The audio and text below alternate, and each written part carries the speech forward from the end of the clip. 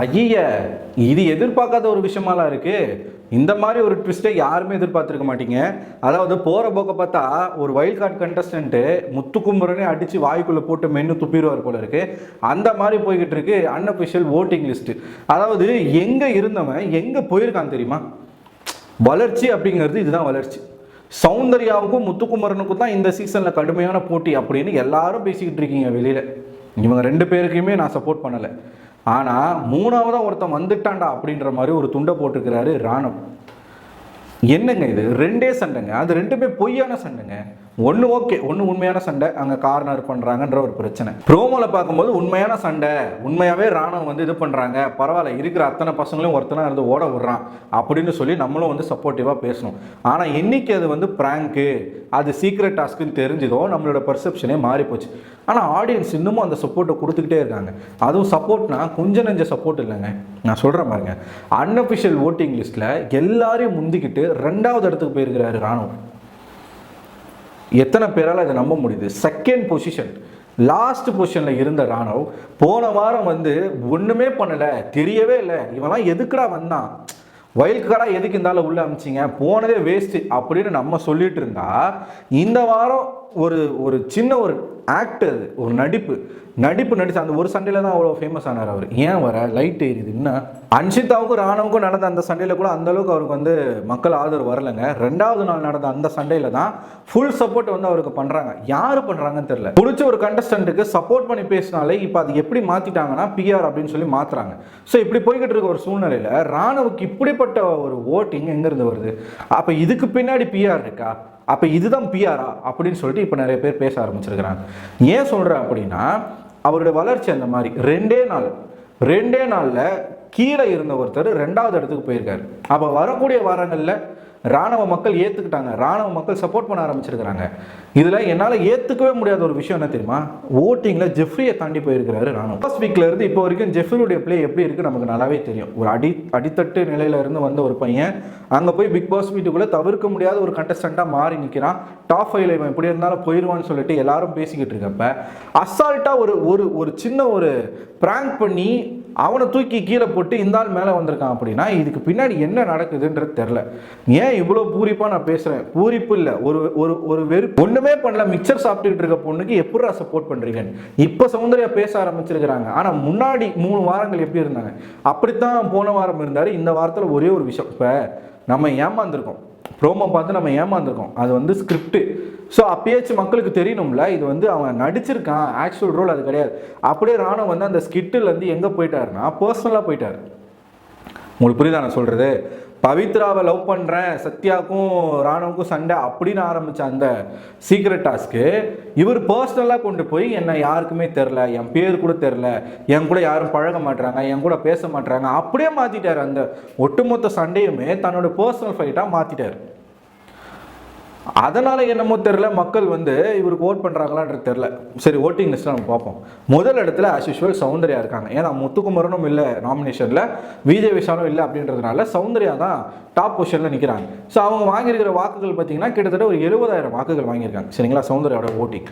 2வது இடத்துல நான் சொன்ன மாதிரி ராணுவ வாங்கியிருக்க வாக்கு கிட்டத்தட்ட நான் இப்போ பேசும்போது 45,000 வாக்குகள் இருக்குது. இது இன்னும் அதிகரிக்கும், நாளைக்கு ஒரு நாள் இருக்கு இல்லையா? ஜெஃப்ரியை 3வது இடத்துக்கு தள்ளிட்டு ராணுவ வந்து 2வது பொசிஷனுக்கு வந்திருக்காரு. இப்படியே போச்சு அப்படின்னா சௌந்தர்யாவை கீழே தள்ளிட்டு ராணுவ மேலே போயிட்டாருன்னா என்ன பண்ணுறது அப்படின்ற ஒரு கேள்வி. மக்கள் எப்படி இதெல்லாம் சப்போர்ட் பண்ணுறீங்க அப்படின்ற கேள்வியில் தான் இதுவும் வருது. ஸோ 3வது பொசிஷனில் இருக்கக்கூடிய ஜெஃப்ரியின் வாக்குகள் எவ்வளோ அப்படின்னு பார்த்தீங்கன்னா கிட்டத்தட்ட அவர் வந்து ஒரு 45,000 வாக்குகள் அந்த ரேஞ்சில் தான் வாங்கியிருக்கிறாருங்க. 4வது இடத்துல தீபக்கு என்னெல்லாம் ஒரு ரொம்ப ரூடான ஒரு பர்சனாக இருக்கார், மேல் சாவனிஸ்ட் பர்சனாக இருக்கார், கேர்ள்ஸ் கிட்ட ரொம்ப ரூடாக நடந்துக்கிறாரு, எனக்கு தான் எல்லாமே தெரியுன்ற ஒரு போதையில் இருக்கார், மற்றவங்களுக்கு ஏதாச்சும் தெரியல அப்படின்னா அவங்க வந்து படிக்காதவங்க அப்படின்னு சொல்லிட்டு ஒரு மாதிரி மட்டமாக பேசுகிறாரு. இவ்வளவு குற்றச்சாட்டுகள் இருக்குது. பெருசாக ஒன்றும் பர்ஃபார்ம் பண்ணல, அப்படியே கும்பலாக கோவிந்தா பாடிக்கிட்டு இருக்காரு அப்படின்ற ஒரு விமர்சனங்கள் இருந்தாலும், ஜாக்லின் எந்த மாதிரிலாம் பண்ணுறாங்க, இப்படி நிறைய விஷயங்கள் இருந்தாலும் அவர் வந்து 4வது இடத்துல இருக்காரு. ஜாக்லின் 5வது இடம். ஜாக்லின் வந்து போன வாரம் தான் கொஞ்சமாக முன்னேறி கீழே எப்போ வேணாலும் அவங்க வந்து எலிமினேட் ஆகலான்ற ஒரு சூழ்நிலை இருக்கும்பொழுது கொஞ்சமாக முன்னேறி மேலே போயிட்டு இருக்காங்க. திடீர்னு என்னன்னு தெரியல, ஜாக்லினுக்கு எங்கேருந்தும் ஓட்டுகள் வரலை. இப்போ ஜாக்லினுக்கு பிஆர் இருக்குன்னு சொல்கிறாங்களே, பிஆர் ஜாக்லினுக்கு இருந்துச்சுன்னா ஏன் ஜாக்லினுக்கு ஓட்டு வர மாட்டுது? அன்அஃபிஷியலில் ஏன் இந்த மாதிரியான ஒரு பரிதாபனம், அன்அஃபிஷியலில் ஏன் இந்த மாதிரியான ஒரு பரிதாப நிலையில் ஜாக்லினோட ஓட்டிங் இருக்குது? 5வதோட கேவலம் ராணுவ வந்து முந்த விட்டு ஜாக்லின் பின்னாடி அந்தளவுக்கு ஒரு மொக்கையான ஒரு பிஆர் கம்பெனிக்கிட்டே வந்து அவங்க டைப் பண்ணியிருப்பாங்க? நிச்சயமாக இருந்திருக்காது. பண்ணாங்கன்னா கொஞ்சம் வெயிட்டாக தான் பண்ணியிருப்பாங்க. ஆனால் ஜாக்லினுடைய நிலைமை அப்படி இருக்குது. 5வது பொசிஷன். ஏன் மக்கள் விரும்ப மாட்டீங்க? மக்களுக்கு என்ன பிரச்சனை? ஏன் ஜாக்லின் என்ன பண்ணாங்க? அது வந்து நமக்கு இருக்கக்கூடிய ஒரு மேஜர் கொஸ்டின். இது முதல் வாரத்திலிருந்து இப்போ வரைக்கும் அந்த கொஸ்டினுக்கான விடையே கிடைக்கல. சரி, அடுத்து ஜாக்லின் இருக்காங்களா, அப்புறமா ரஞ்சித் அவர்கள் 6வது இடத்துல ரஞ்சித் இருக்காரு. அதுக்கப்புறமா சத்யாவும் கொஞ்சம் கொஞ்சமாக மேலே வந்து அவருக்குன்னு ஒரு பொசிஷன் கொஞ்சம் குறிப்பிட்ட வாக்குகளை அவர் வாங்கி வச்சிருக்காரு. சத்யாவுக்கு கீழே யார் இருக்காங்க அப்படின்னு பார்த்தீங்கன்னா தர்ஷிகா. ஸோ டாஸ்கில் பயங்கரமாக பர்ஃபார்ம் பண்ணக்கூடிய தர்ஷிகா பிஹேவியரில் சில இடங்களில் சரியில்லை. இண்டிவிஜுவலாக அவங்க வந்து பெருசாக வந்து மக்கள் மத்தியில் போய் சேரலை அப்படிங்கிறதுக்கான ஒரு பெஸ்ட் எக்ஸாம்பிள் இது. முதல் நாமினேஷன் வராங்கன்னு நினைக்கிறேன். முதல் நாமினேஷனில் அவங்களுடைய நிலைமை வந்து இந்த மாதிரி இருக்குதுங்க. தர்ஷிகா இருக்காங்களா, அதுக்கப்புறமா சாச்சனாவுக்கு கீழே யார் இருக்காங்க பார்த்தீங்கன்னா சிவகுமார், அவருக்கு கீழே வர்ஷினி, அவங்க கீழே வந்து மஞ்சரி, அவங்களுக்கு கீழே வந்து ரியா தான் கடைசி பொசிஷனில் இருக்காங்க. இப்போ நான் சொன்னேன் இல்லையா, சாச்சனா, சிவகுமார், வர்ஷினி, மஞ்சரி, அதுக்கப்புறமா ரியா. இந்த 5 பேருடைய வாக்குகள் அன்அஃபிஷியலில் 10,000 கூட தாண்டலை. 10,000 அதுக்கு கீழே தான். 1000லேருந்து 10,000க்குள்ளே தான் இந்த 10 பேர், இந்த 5 பேரோட வாக்குகள் அப்படிங்கிறது இருக்குது. பிக் பாஸில் பொதுவாக வந்து ஒரு விஷயம் இருக்குது தான், எல்லாரும் 10,000 வாக்குகள் ஈக்குவலாக இருந்தாங்கன்னா, 10,000 வாக்குகள் வித்தியாசத்தில் இருந்தாங்க அப்படின்னா சேனல் என்ன முடிவு எடுக்குதோ அந்த நபரை வெளியில் ஏற்றுவாங்க அப்படின்ற ஒரு விஷயத்த சொல்கிறாங்க.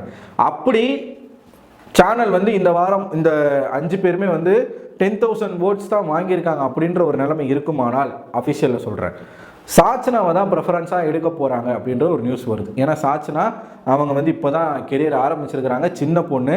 இப்போயே அவங்க பேருக்கு எடுத்துக்கிட்டாங்கன்னா போக போக இப்போ ஜோபிகா பார்த்திங்களா இருக்கிற இடமே தெரியாமல் இருக்கிறாங்க. அந்த மாதிரி சாச்சனா ஆயிடக்கூடாது அப்படிங்கிற ஒரு காரணத்துக்காக அந்த பொண்ணை காப்பாற்றணும் அப்படின்னு சொல்லிட்டு அந்த பொண்ணை எலிமினேட் பண்ணுறதுக்கான வாய்ப்புகள் இருக்குதுன்னு சொல்கிறாங்க. இதை விஜய் சேதுபதி எந்த அளவுக்கு வந்து இது அக்செப்ட் பண்ணுவார், ஒத்துப்பாருன்றது தெரில.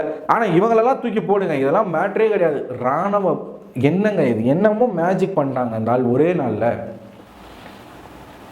இந்த அளவுக்கு ஒரு சப்போர்ட் வந்து ஒரு நாளில் ஒருத்தருக்கு வந்து கிடைச்சதே கிடையாது. ஈவன் பிரதீப் ஆண்டனி அதாவது பிரதீப் ஆண்டனி ஏதோ ஒன்று பண்ணார், இந்த ஆள் எதையுமே பண்ணாமல் சிம்பத்திலேயே இவ்வளோ ஓட்டை வாங்கியிருக்கிறார். அப்படின்னா இன்னும் வரக்கூடிய வாரங்களில் எதனா பண்ண ஆரம்பித்தாருன்னு வச்சுக்கோங்களேன், என்ன நடக்கும்னு எனக்கு தெரில. ஆனால் நம்ம சொன்ன வரும்போதே இந்த 5 பேரில் இவர் தான்ப்பா கொஞ்சம் வந்து ஸ்பார்க்கு தெரியுது அவர்கிட்ட அப்படின்னு சொல்லிட்டு, அதே மாதிரி தான் நடக்குது இப்போ.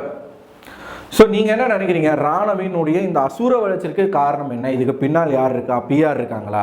இல்லை ஜெனியூனான மக்களுடைய சப்போர்ட்டில் தான் அவர் மேலே வந்திருக்கிறாரு நீங்கள் நினைக்கிறீங்களா? நினச்சா கமெண்ட் பாக்ஸில் கமெண்ட் பண்ணுங்கள். இந்த வீடியோ பற்றின கருத்துக்களை மறக்காமல் கமெண்ட் பாக்ஸில் போடுங்க. இந்த வீடியோ பிடிச்சிருந்தால் உங்களோட நண்பர்களுக்கு ஷேர் பண்ணுங்கள். இந்த வீடியோவை லைக் பண்ணிட்டு பாருங்கள்.